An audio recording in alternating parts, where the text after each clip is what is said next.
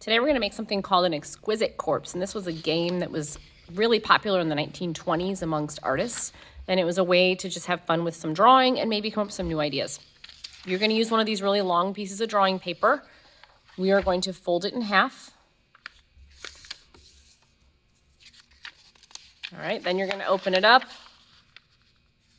fold it to that middle line, fold it to that middle line. This is going to give you 4 equal rectangles. We actually only need the top 3. So I'm going to carefully cut off the bottom rectangle. If you wanted to use this to make a mini one, you can set it aside and make a mini one as well, because these can be any size.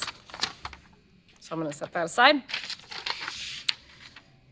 And the top, so we're going to do the head, the middle of the body, and the legs. So you want to start with your name so you know who did which section. And this is the head. So if you want to write that so that people know, or so that you remember, that's fine. So then think about where you want the head to go. Maybe you want to do a cat head. You can make an animal, creature, person. But I'm going to make the neckline go just a little bit behind underneath that fold so the next person knows where to draw.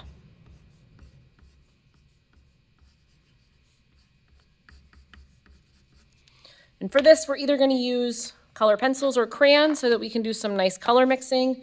We're going to try some of these coloring strategies, and it should be our best work.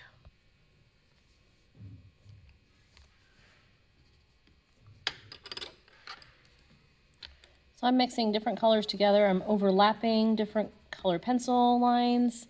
I'm mixing colors. I'm outlining. This is why we're going to focus on color pencil or crayon so that you can practice layering some of those colors to make new colors. I'm taking my time with my coloring. Sometimes I might press really light with the colors if I know I want to mix them. So here I knew I wanted to mix some brown in with that orange, so I didn't color very dark. I can go back over it with orange to do multi-layers and make new colors. Another great technique is using that white pencil that will help blend, but also lighten the color up at the same time.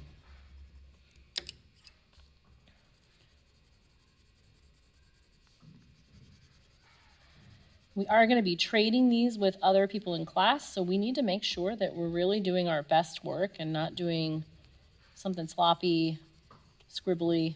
We wouldn't want to get our paper back and be disappointed in how other people have added to this.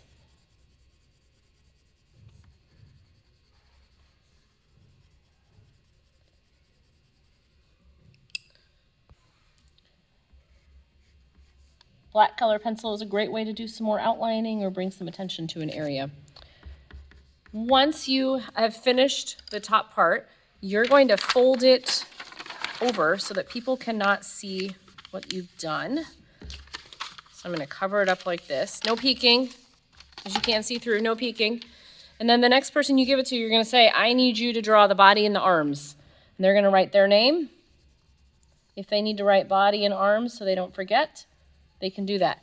And this is where they're going to start their drawing so that they line up. So maybe the next person wants to make a fish body or a dolphin. So they do fins. Maybe it's a penguin. That looks more like a penguin. So they would draw that and start coloring it in. So the fun thing is you don't know what the other person drew.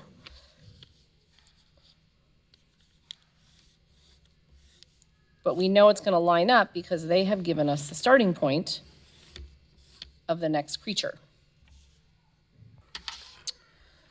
And then the last part, you could fold it this way and fold it back.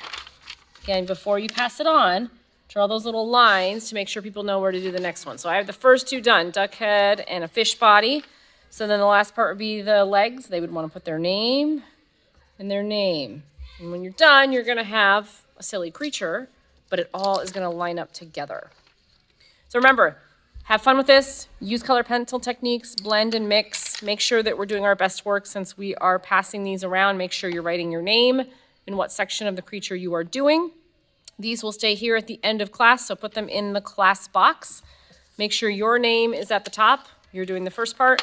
Or if you want to make sure that Mrs. Hayes knows who started it, you can always put your name and class on the back.